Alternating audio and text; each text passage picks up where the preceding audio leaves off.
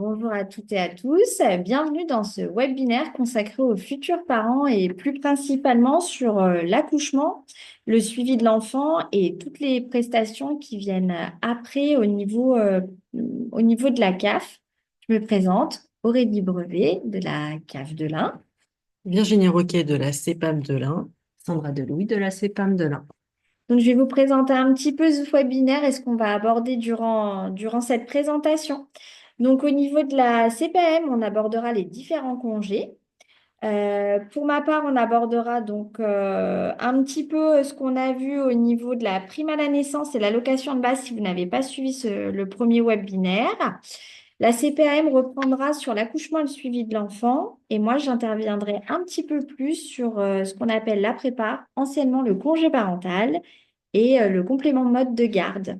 Et on vous présentera de nouveau un petit peu nos applications des deux organismes. Voilà, je vais laisser la parole à mes collègues de la CPAM pour commencer. Alors, sur ce deuxième webinaire, donc pour le côté CPAM, on va commencer par les différents congés. Donc, le congé maternité et adoption et le congé paternité et d'accueil de l'enfant. Alors, on va commencer par le congé maternité. Donc, la durée du congé maternité est précisée dans votre calendrier maternité disponible sur le compte Amélie. Ce congé maternité donc, vous permet de préparer l'arrivée de l'enfant avant l'accouchement et de rester avec lui durant ses premières semaines. En tant que salarié, pendant ce congé, vous pouvez, sous certaines conditions, percevoir des indemnités journalières. Vous retrouverez donc les conditions pour percevoir les indemnités journalières sur le site Amélie. Si vous êtes salarié, vous devez être immatriculé à la sécurité sociale depuis au moins 6 mois, avoir travaillé 150 heures au minimum au cours des 3 mois précédant votre grossesse et avoir perçu au moins la valeur de 1015 fois le SMIC horaire au cours des 6 mois précédant votre grossesse ou avoir travaillé au moins 600 heures au cours des 12 derniers mois précédant votre grossesse en cas d'une activité discontinue. Donc, comme je le disais, vous retrouvez toutes ces conditions sur le site Amélie. À savoir que si vous êtes indemnisé par France Travail au chômage, que vous percevez une allocation de chômage par France Travail ou que vous en avez perçu une au cours des 12 derniers mois, avoir arrêté de travailler depuis moins de 12 mois, pardon, vous êtes éligible aux indemnités journalières. Donc, vous pouvez donc prétendre à une indemnisation de votre congé maternité. Le congé d'adoption, donc au même titre que le congé maternité, ouvre droit à des indemnités journalières. Donc vous pouvez bénéficier d'un congé, le conjoint ou les deux simultanément. À noter qu'un arrêt minimum de 8 semaines de façon ininterrompue est indispensable pour bénéficier d'indemnités journalières au titre de la maternité. Une fois qu'on a déclenché le paiement des indemnités journalières, le versement intervient tous les 14 jours pendant toute la durée du congé et pour chaque jour de la semaine. Si vous êtes salarié, votre employeur peut maintenir votre salaire pendant le congé maternité. On va parler alors de subrogation. Il existe un congé maternité au même titre que pour les salariés, pour les travailleurs indépendants et professionnels et auxiliaires médicaux conventionnés ou les conjointes collaboratrices. Donc, vous pouvez utiliser et adresser à votre caisse d'assurance maladie les imprimés du carnet maternité, chef d'entreprise ou conjointe collaboratrice disponibles sur amélie.fr. Donc, vous retrouvez toutes ces informations sur le site Amélie, donc assuré, remboursement, indemnité journalière, donc maladie, maternité, paternité, et prestations maternité des indépendants et conjointes collaboratrices. Et même chose pour les praticiens ou auxiliaires médicaux. Vous retrouvez toutes ces informations sur le site Amélie. On vous invite aussi à consulter le forum du site Amélie où vous pouvez retrouver des informations relatives à votre situation. On passe au congé paternité et d'accueil de l'enfant. Donc, le congé paternité et accueil de l'enfant donc, est accordé dans les mêmes conditions que le congé maternité. Il est accordé au père de l'enfant, quelle que soit la situation familiale, que vous soyez marié ou lié par un PACS, en union libre, ou divorcé ou séparé. à votre conjoint, votre partenaire PACS, pardon, ou la personne qui vit maritalement avec vous, même s'il n'est pas le père biologique de l'enfant, quel que soit le statut professionnel, que le papa soit salarié ou travailleur indépendant. Donc, la durée maximale du congé paternité est de 25 jours pour la naissance d'un enfant, qui s'ajoute aux 3 jours employeurs pour les travailleurs salariés. Et il passe à 32 jours en cas de naissance multiple. Pour les salariés, une période obligatoire de 4 jours est obligatoire, pardon, et elle débute à la suite du congé donc employeur qui est de 3 jours. Pour les travailleurs indépendants, une période obligatoire de 7 jours qui débute le jour de la naissance de l'enfant. Le reste du congé peut être pris à la suite ou à tout moment au cours des 6 mois qui suivent la naissance.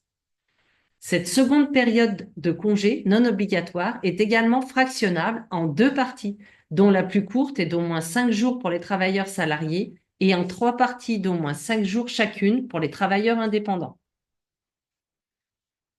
Pour les salariés, concernant les démarches pour obtenir le congé paternité, le salarié doit informer son employeur de la date prévisionnelle de l'accouchement et des dates de début et des périodes de congé au moins 1 mois avant.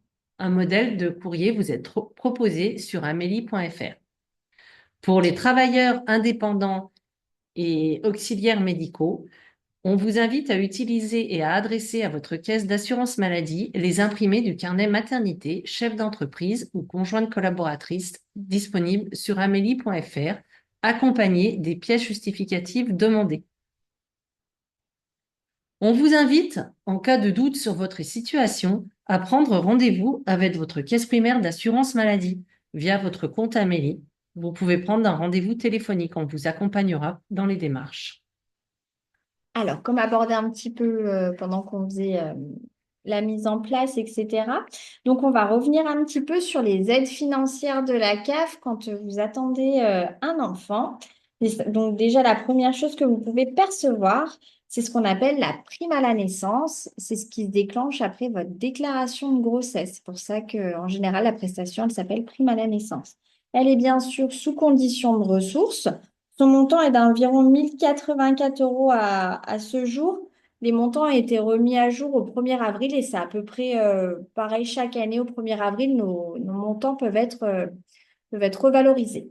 Donc, il faut bien se mettre à jour en fonction de la date. Donc, depuis le 1er avril, donc, on a 1084 euros. Cette somme, elle est versée en une fois au cours du 7e mois de votre grossesse. Bien sûr, si vous avez une grossesse multiple, ben, cette prime, elle est versée pour chaque enfant.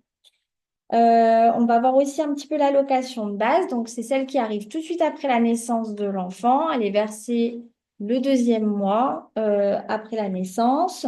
Donc, son montant, pareil, vous pouvez avoir soit à taux plein, environ 196 euros, soit à taux partiel, à 98 euros. Ces montants, ils sont versés en fonction de vos ressources à N-2 et c'est ça qui définit si vous l'avez à taux plein ou à taux partiel.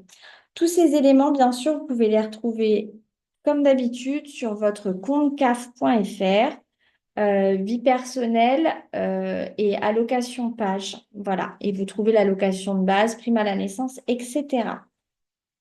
Je relaisse mes collègues vous parler de l'accouchement et du suivi de la mère et de l'enfant. Alors, pour la CPAM, donc concernant l'accouchement et le suivi de la mère et de l'enfant, on va prendre en charge les frais d'accouchement. Donc, ils varient en fonction de l'établissement que vous choisirez, que ce soit un hôpital ou une clinique conventionnée ou non. Donc, la caisse primaire va prendre en charge les honoraires d'accouchement, les frais liés à la péridurale et les frais de séjour. La prise en charge se fera à 100% du tarif conventionnel jusqu'à 12 jours après l'accouchement. Ne sont pas pris en charge les dépassements d'honoraires, la chambre particulière, tous les frais liés à la télévision, téléphonie, enfin voilà. Donc ça, après, pour tout ce qui est dépassement, on vous invite à vous renseigner auprès de votre organisme complémentaire. Les frais médicaux de votre bébé seront également pris en charge à 100% dans la limite des tarifs de remboursement. Un nouveau dispositif a été mis en place, c'est l'engagement maternité. Il s'adresse aux femmes enceintes qui habitent à plus de 45 minutes d'une maternité elles peuvent bénéficier d'un hébergement temporaire à proximité de la maternité à l'approche du terme de l'accouchement et de la prise en charge des transports correspondants. Suite à la naissance de votre enfant, il va falloir déclarer la naissance de votre enfant. Donc, vous pouvez déclarer la naissance sur le site de l'état civil de votre mairie.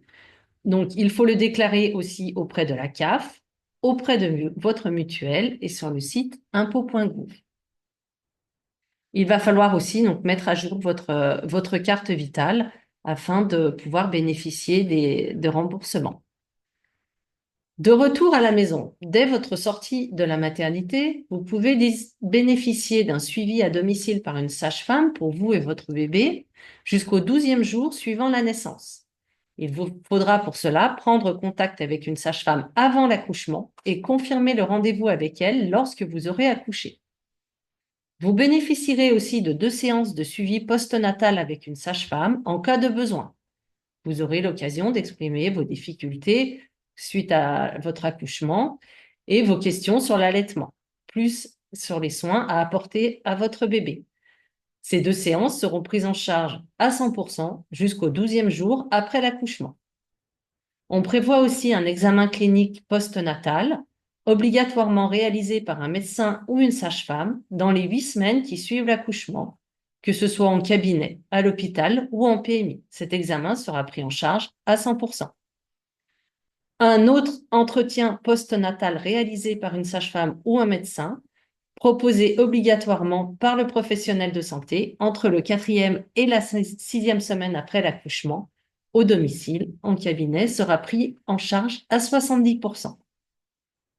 Vous pourrez aussi bénéficier de séances de rééducation périnéale et abdominale assurées par une sage-femme ou un masseur kinésithérapeute.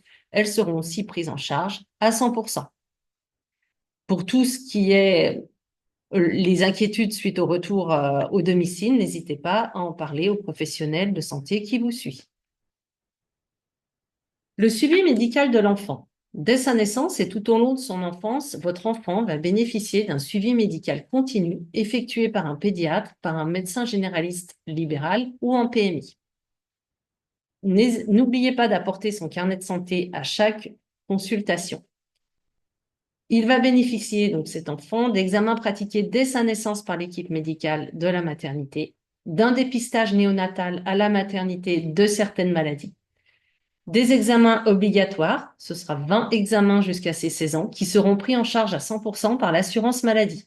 Le premier examen a lieu dans les 8 premiers jours de vie.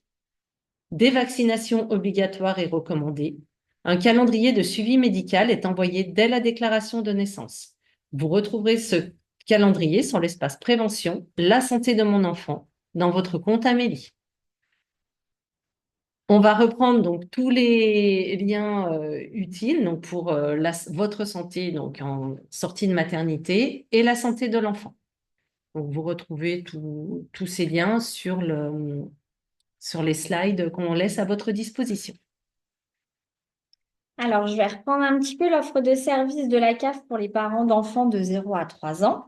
Donc, au niveau des démarches administratives, comme l'a évoqué ma collègue, il faudra bien déclarer la naissance sur votre compte caf.fr, tout simplement dans consulter ou modifier votre profil, déclarer une naissance. On ne demande pas l'acte de naissance, il suffira juste de nous donner son nom, son prénom et sa date de naissance pour qu'on puisse l'enregistrer. Cette déclaration sert à calculer vos droits pour avoir l'allocation de base et la mettre en route. Et vos allocations familiales si vous êtes une famille de moins de 2 enfants. Je vais vous faire aussi un petit point vite fait. On ne l'a pas mis dans la slide, mais assez rapide. Pensez à bien faire vos changements de site professionnel tout au long de votre grossesse. On l'avait abordé dans le dernier webinaire, mais je le redis bien ici. Il faudra bien déclarer vos dates de congé maternité qui sont inscrites sur votre calendrier de suivi de grossesse qui est fourni par la CEPAM. Et si vous prenez un congé parental, pareil, il faudra bien nous le mettre sur votre compte CAF. Pareil pour les papas ou le conjoint, il faudra bien mettre le congé paternité si vous en bénéficiez, parce qu'on en a absolument besoin pour connaître votre situation professionnelle pour calculer vos droits. C'est très important de le savoir. Si vous n'avez pas fait votre déclaration de grossesse, qui peut arriver, eh bien, je vous conseille rapidement de faire votre compte allocataire. Donc, créer un compte, faire une demande de prestation, vie personnelle, prime à la naissance. Comme ça, nous pourrons enregistrer l'arrivée de votre bébé. On va parler un petit peu des aides financières de la CAF. Donc, tout d'abord, ce qu'on appelait anciennement le congé parental, qui est devenu prestation partagée d'éducation de l'enfant. Donc, c'est une aide pour que vous puissiez prendre un petit peu de temps avec votre bébé. Donc, quand c'est votre premier enfant, il faut le prendre assez rapidement, dans la première année de naissance de votre bébé. Et vous avez le droit à 6 mois par parent. À partir de 2 enfants, vous avez le droit à 24 mois chacun, sachant qu'il doit être partagé. Au bout des 24 mois, il est forcément partagé avec le coparent. Donc, vous pouvez cesser totalement votre activité. Et dans ces cas-là, il y a une rémunération qui sera à peu près de 456 euros. Et je vous laisserai regarder un petit peu les montants sur la slide. Si vous êtes à mi-temps ou à temps partiel, c'est possible aussi. À temps partiel ou à mi-temps, ces prestations peuvent être en lien avec le complément mode de garde. Il n'y a pas de souci. Quand c'est à temps complet, il n'y aura pas de mode de garde de possible. Voilà. Je vous mets aussi les petites slides. Voilà. Bien sûr, justement, le complément libre choix du mode de garde. Donc, c'est tout ce qui est la garde de l'enfant par une assistante maternelle, une crèche plutôt privée, ce qu'on appelle les micro-crèches. Ça, je vous laisserai regarder un petit peu plus, surtout si vous faites partie avec une assistante maternelle, puisqu'une réforme est en cours depuis le 1er septembre. Je vous invite à aller sur le site Page Emploi. Vous trouverez plus d'informations, les outils de simulation et autres informations plus pertinentes. De notre part, vous aurez toujours une démarche à faire qui est de déclarer ce qu'on appelle le CMG, mais la CAF ne s'occupe plus du traitement ni du paiement. C'est bien tout l'URSSAF, enfin en tout cas le site Page Emploi qui s'en occupera. Donc cette aide, elle est versée pour les modes de garde choisis selon vos ressources financières, malgré tout. Et, euh, et voilà. Les crèches reçoivent un financement direct de la CAF. Dans ce cas, vous bénéficiez d'un tarif adapté et calculé d'après vos ressources et selon un barème. Ça ne change pas. Moi, ce que je vous conseille, c'est vraiment d'aller voir sur le site Page Emploi pour faire toutes vos démarches. Voilà, on vous a mis toutes les pages, donc vous avez tout ce qu'il faut. Voilà. Alors, pour les modes d'accueil, vous avez plusieurs modes d'accueil. Là aussi, je vous conseille d'aller consulter monenfant.fr, qui est un site qui regroupe toutes les assistantes maternelles et toute la parentalité. Donc, vous retrouverez plein de choses, les accueils collectifs, les assistantes maternelles, en fonction de tout ce que vous voulez. Il y a les relais petite enfance aussi qui peuvent vous aider dans vos démarches. Donc, n'hésitez pas à aller consulter ce site qui est très bien fait et vraiment spécifique pour vous, jeunes parents. On a aussi des lieux d'accueil enfants-parents. C'est des endroits où on peut échanger, rencontrer et écouter sur la parentalité de 0 à 6 ans. Ça peut vous aider quand vous avez des petits soucis, vous ne savez pas trop comment faire, et voir des fois qu'on est aidé et qu'on est dans la même situation que d'autres peuvent aider. Donc, n'hésitez pas à aller voir tous ces renseignements. On a aussi des groupes d'échange et de parole. Pareil, là, vous pourrez poser vos questions, etc., échanger avec des professionnels. Voilà, si vous en sentez le besoin, en tout cas, sachez que c'est à votre disposition. Et enfin, je vais faire un petit focus sur le programme Les 1000 jours. Alors, bah, c'est quoi? C'est là où tout commence. Pour vous accompagner au quotidien dans ce nouveau rôle de parent, vous pouvez consulter le livret des 1000 jours. L'arrivée d'un bébé est aussi un grand bouleversement. Donc, faut pas hésiter à aller voir. Vous aurez plein de petits conseils, de petits tips. Et ça vous aidera à passer ces premiers 1000 jours qui sont très importants pour votre enfant. Et enfin, nous, on a un accompagnement social au niveau de la CAF avec certaines prestations qu'elles peuvent proposer, nos travailleurs sociaux. On agit sur des champs bien spécifiques que je vous laisse regarder. Voilà, n'hésitez pas à venir nous voir à l'accueil pour qu'on puisse vous aiguiller vers un travailleur social de notre service. Je vais laisser la parole à mes collègues de la CEPAM. Donc, on en avait déjà parlé lors du premier live, mais si vous ne l'avez pas suivi, donc je vais vous réexpliquer les divers moyens pour nous contacter. Donc, via le compte Amélie, bien évidemment. Donc, le compte Amélie pour prendre un rendez-vous téléphonique ou également pour utiliser le chatbot. Donc, c'est la possibilité de discuter directement avec nous via une messagerie interne. Vous avez aussi la possibilité de nous joindre par téléphone au 36 46 et enfin de nous joindre par courrier, sachant qu'il y a une adresse unique pour nous envoyer des documents à Place de la Grenouillère à Bourg-en-Bresse. Et également, donc vous pouvez vous informer via notre site Amélie et particulièrement, Sandra, on a déjà parlé, par le forum.